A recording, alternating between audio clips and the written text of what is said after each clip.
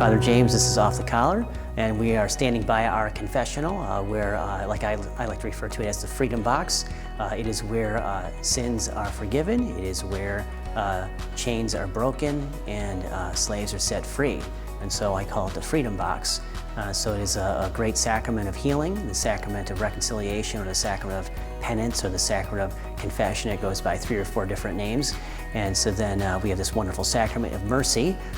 Also what I like to call it is to experience God's mercy, a personal encounter with Him, as every sacrament is a encounter with the risen Lord. So some people might ask, can people who are not Catholic go to confession? And the answer is, well, no, not formally. Sacraments are for Catholics. Baptism initiates a person into the sacramental life of the Church. And so we have the life of grace that is communicated to us through the sacraments. So then we have the sacrament of confession that's usually, almost always, for Catholics only. But unless the person wants to become a Catholic, then there could be something such as a deathbed baptism, deathbed confirmation. They could receive the Eucharist and the sacrament of anointing on the sick and the sacrament of confession. So you get all those sacraments at once. Should someone want to be initiated into the Catholic Church fully, if they are facing their death, they can do that. It is in a very special situation, so not impossible. I've done one in my life, actually.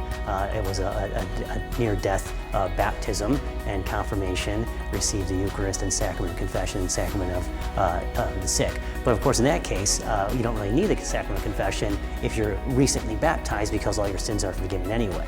But nonetheless, still a possibility if someone feels guilty and they want to confess what would be, considered a sin, then they want to get that off their conscience. It's still a healing that would take place. Another question we might run into is, who should go to confession?